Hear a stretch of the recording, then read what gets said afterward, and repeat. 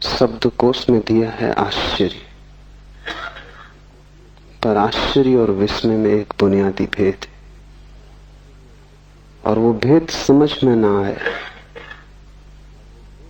तो अलग अलग यात्राएं शुरू हो जाती।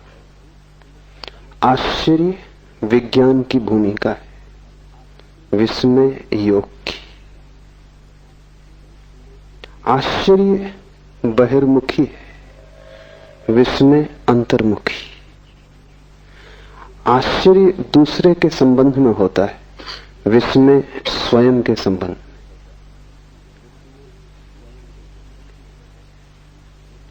एक बात जिसे हम नहीं समझ पाते, जो हमें अवाक कर जाता है, जिस पर हमारी बुद्धि की पकड़ नहीं बैठती, जो हमसे बड़ा सिद्ध होता है, जिसके सामने हम अनायास ही किम कर्तव्य विमूढ़ हो जाते, जो हमें मिटा जाता है, उससे विस्मय पैदा होता है। लेकिन अगर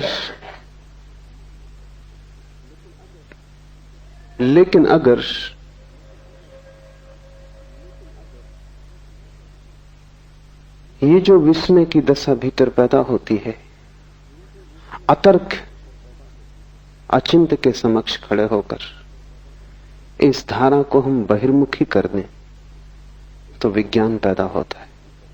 सोचने लगे पदार्थ के संबंध में, विचार करने लगे जगत के संबंध में, खोज करने लगे रहस्य की जो हमारे चारों ओर है, तो विज्ञान का जन्म होता है। विज्ञान आश्चर्य है। आश्चर्य का अर्थ है विस्मय बाहर की ओर यात्रा पर निकल गया। और आश्चर्य और विस्मय में यह भी फर्क है कि जिस चीज के प्रति हम आश्चर्यचकित होते हैं, हम आज नहीं कल उस आश्चर्य से परेशान हो जाएंगे, आश्चर्य से तनाव पैदा होगा। इसलिए आश्चर्य को मिटाने की कोशिश होती है। विज्ञान आश्चर्य से पैदा होता है, फिर आश्चर्य को नष्ट करता है, व्याख्या खोजता है, सिद्धांत खोजता है, सूत्र चाबियां खोजता है, और जब तक चैन नहीं लेता, जब तक कि रहस्य मिट ना जाए, जब तक कि ज्ञान हाथ में ना आ जाए, जब तक विज्ञान न कह सके कि हमने समझ लिया, तब तक चैन नहीं। विज्ञान जगत से आश्चर्य को मिटाने में लगा है। अगर विज्ञान सफल हुआ तो दुनिया में ऐसी कोई चीज न रह जाएगी जो आदमी न कह सके कि हम जानते।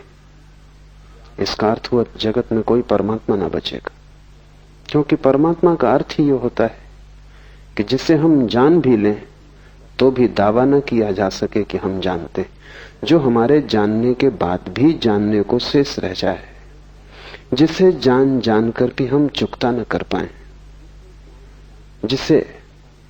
जिसके विस्मय को अंत करने का कोई उपाय नहीं। एक तो ऐसी वस्तुएं हैं जिन्हें हमने जान लिया, उन्हें हम ज्ञात कहें। कुछ ऐसी वस्तुएं हैं जिन्हें हमने जाना नहीं लेकिन जान लेंगे, उन्हें हम अज्ञात कहें। और कुछ ऐसा भी है इस जगत में जिसे हमने जाना भी नहीं है और हम जान भी ना पाएंगे, उसे हम अज्ञेय कहें। परमात्मा अज्ञेय है, वो तीसरा तत्व है। विज्ञान इसलिए परमात्मा को स्वीकार नहीं करता, क्योंकि विज्ञान कहता है ऐसा कुछ भी नहीं है जो न जाना जा सके। नहीं जाना होगा हमने अभी तक, हमारे प्रयास कमजोर हैं, लेकिन आज नहीं कल, केवल समय की बात है, हम जान लेंगे। एक दिन जगत पूरा का पूरा जान लिया जाएगा, उसमें अनजाना कुछ भी ना बचेगा। आश्चर्य से पैदा होता है और फिर आश्चर्य की हत्या में लग जाता है। इसलिए विज्ञान को मैं पितृघाती कहता हूं। जिससे पैदा होता है उसे मिटाने में लग जाता है। धर्म बिल्कुल विपरीत है। धर्म भी एक आश्चर्य भाव से पैदा होता है। उस आश्चर्य भाव को शिव सूत्र में विस्मय कहा है। फर्क इतना ही है कि जब किसी स्थिति में आश्चर्य से भर जाता है धार्मिक खोजी, तो वो बाहर की यात्रा पर नहीं जाता, वो स्वयं की यात्रा पर जाता है। जब भी कोई रहस्य उसे घेर लेता है तो वो सोचता है मैं जानूं कि मैं कौन। रहस्य अंतर्मुखी बन जाए, यात्रा खोज भीतर चलने लगे, पदार्थ की तरफ नहीं स्व की तरफ मेरी खोज उन्मुख हो जाए, मेरा संधान पहले उसे जानने में लग जाए कि मैं कौन हूं, तो विस्मय। और दूसरी बात समझ लेनी जरूरी है कि विस्मय कभी भी चुकता नहीं, जितना ही हम जानते हैं उतना ही बढ़ता है। इसलिए विस्मय एक विरोधाभास है, क्योंकि जानने से विस्मय नष्ट होना चाहिए। लेकिन बुद्ध या कृष्ण या शिव या जीसस, उनका विस्मय नष्ट नहीं होता। जिस दिन वे परम ज्ञान को उपलब्ध होते हैं उसी दिन उनका विस्मय भी परम होता है। उस दिन वे ऐसा नहीं कहते हमने सब जान लिया, उस दिन वे ऐसा कहते हैं कि सब जानकर भी सब जानने को शेष रह गया। उपनिषदों ने कहा है पूर्ण से पूर्ण निकाल लिया जाए तो भी पीछे पूर्ण शेष रह जाता है। सब जान लिया जाए तो भी सब जानने को शेष रह जाता है। इसलिए धार्मिक ज्ञान अहंकार का जन्म नहीं बनता, वैज्ञानिक ज्ञान अहंकार का जन्म बनेगा। धार्मिक ज्ञान में तुम जानने वाले कभी भी ना बनोगे, तुम सदा विनम्र रहोगे, और जितना तुम जानते जाओगे उतनी ही तुम्हें प्रतीति होगी कि मैं कुछ भी नहीं जानता हूं। परम ज्ञान के क्षण में तुम कह सकोगे मेरा कोई भी ज्ञान नहीं। परम ज्ञान के क्षण में ये पूरा अस्तित्व विस्मय हो जाएगा। विज्ञान अगर सफल हो तो सारा जगत ज्ञात हो जाएगा, धर्म अगर सफल हो तो सारा जगत अज्ञात हो जाएगा। विज्ञान अगर सफल हो तो तुम जानने वाले अस्मिता से भर जाओगे और सारा जगत साधारण हो जाएगा, क्योंकि जहां विस्मय नहीं है वहां सब साधारण हो जाता है। जहां रहस्य नहीं है वहां सारी आत्मा खो जाती। जहां रहस्य का और उपाय नहीं है वहां आगे की यात्रा बंद हो जाती। जहां जिज्ञासा पूरी हो गई, कुतूहल समाप्त हो गया। अगर विज्ञान जीता तो जगत में ऐसी ऊब पैदा होगी जैसी ऊब कभी भी पैदा नहीं हुई थी। इसलिए अगर पश्चिम में लोग ज्यादा ऊब से भरे हैं, बोर्डम से भरे हैं, तो उसका मौलिक कारण विज्ञान है, क्योंकि लोगों के विस्मय की क्षमता कटती जा रही। लोग किसी भी चीज से चकित नहीं होते, चकित होना ही भूल गए।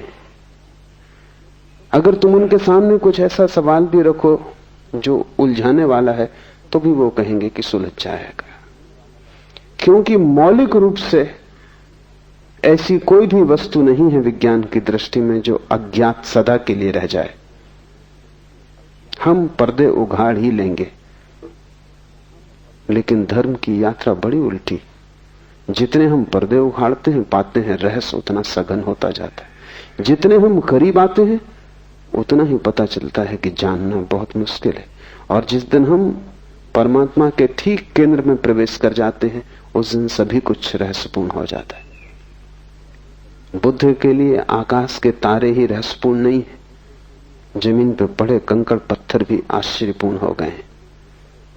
बुद्ध के लिए ये विराट ही रहस्य में नहीं है, क्षुद्र से क्षुद्र घटना भी रहस्यपूर्ण हो गई। एक बीज का जमीन से अंकुरित होना भी उतना ही रहस्यपूर्ण है जितना इस पूरी सृष्टि का जन्म। तो जैसे जैसे विस्मय घना होगा वैसे वैसे तुम्हारी आंखें छोटे बच्चे की तरह होती जाएंगी, क्योंकि छोटे बच्चे के लिए सभी कुछ विस्मय होता है। छोटे बच्चे को चलते देखो, वो रास्ते पे जा रहा, हर चीज उसे चौंकाती। एक रंगीन पत्थर उसे कोहिनूर मालूम होता है। तुम हंसते हो क्योंकि तुम ज्ञाता हो, तुम जानते हो रंगीन पत्थर है, पागल मत हो, ये कोहिनूर नहीं है। लेकिन छोटा बच्चा उस पत्थर को खीसे में रख लेना चाहता है। तुम कहोगे वजन मत ढो, और गंदा पत्थर है, कीचड़ में पड़ा है, फेंक इसे। लेकिन बच्चा उसे पकड़ता है क्योंकि तुम बच्चे को नहीं समझ पा रहे। बच्चे के लिए विस्मय है। ये रंगीन पत्थर किसी कोहिनूर से कम कीमती नहीं है। कीमत विस्मय की है, पत्थरों की थोड़ी कोई कीमत होती। एक तितली भी उसे इतना सम्मोहित कर लेती है जितना परमात्मा भी तुम्हें मिल जाए तो सम्मोहित नहीं करेगा। वो तितली के पीछे दौड़ना शुरू कर देता है। एक छोटे बच्चे की जैसी निर्मल दशा है, ऐसे विस्मय की परम स्थिति में, बुद्धत्व की स्थिति में किसी भी व्यक्ति की हो जाती। इसलिए जीसस ने कहा है कि जो छोटे बच्चों की तरह सरल होंगे वे ही केवल मेरे प्रभु के राज्य में प्रवेश कर सकेंगे। जीसस ने वही कहा है जो शिव इस सूत्र में कह रहे हैं, विस्मयो योग भूमिका। विस्मय योग का प्रथम चरण है। तब तो बहुत बातें ख्याल में लेनी जरूरी है। तुम्हारे पास जितना ज्ञान होगा उतनी ही योग की भूमिका मुश्किल हो जाएगी। तुम्हें जितना दम होगा कि मैं जानता हूं, उतना ही तुम योगी ना हो पाओगे। जितने शास्त्र तुम्हारे चित्त पर भारी होंगे उतना ही तुम्हारा विस्मय नष्ट हो गया। एक पंडित को पूछो परमात्मा के संबंध में तो वो ऐसे उत्तर देता है जैसे परमात्मा कोई उत्तर देने की बात हो, जैसे कि कोई उत्तर दिया जा सकता हो। पंडित को पूछो, उसके पास उत्तर रेडीमेड है। तुमने पूछा भी नहीं था, उसके पास उत्तर तैयार था। परमात्मा भी उसे अवाक नहीं करता, उसके पास सूत्र सब निश्चित है, वो तत्क्षण समझा देता है। लेकिन बुद्ध के पास जाओ, पूछो परमात्मा के संबंध में, बुद्ध चुप रह जाते। शायद तुम यही सोच के लौट आओगे, बहुत से पंडित बुद्ध के पास से यही सोच के लौट गए कि यह आदमी चुप रह गया, इसका मतलब है इसे पता नहीं। और यह आदमी इसलिए चुप रह गया कि विस्मय तो द्वार है। तुम अगर थोड़े समझदार होते तो तुम रुक गए होते इस आदमी के पास जिसने उत्तर नहीं दिया, और तुमने इस आदमी को समझने की कोशिश की होती, इसकी आंखों में झांका होता, इसके सत्संग में, इसकी सन्निधि में तुम रहे होते, क्योंकि इसे कुछ स्वाद मिल गया है और वो स्वाद इतना बड़ा है कि शब्द उसे कह नहीं सकते, और इसे कोई ऐसा दर्शन हुआ है जो उत्तर नहीं बनाया जा सकता। प्रश्न और उत्तर स्कूली बच्चों की बातें। तुम्हारा प्रश्न ही बेहुदा है। परमात्मा के संबंध में कोई प्रश्न नहीं पूछ सकता। विराट के संबंध में कोई प्रश्न कैसे पूछा जा सकता है? विराट के संबंध में तो प्रश्न उत्तर दोनों गिर जाते। तुम्हारा प्रश्न क्षुद्र है, इसलिए बुद्ध चुप रह गए। लेकिन तुम शायद ये सोच के लौटोगे कि इस आदमी को पता होता तो जवाब देता। इसने जवाब नहीं दिया, इसे पता नहीं। तुम पंडित को पहचानते हो क्योंकि तुम्हारा सिर भी शब्दों से भरा है। तुम ज्ञानी को न पहचान पाओगे क्योंकि ज्ञानी विस्मय से भरा है और तुम्हारा विस्मय नष्ट हो गया है। जगत में बड़ी से बड़ी दुर्घटना है और वो है विस्मय का नष्ट हो जाना। जिस दिन तुम्हारा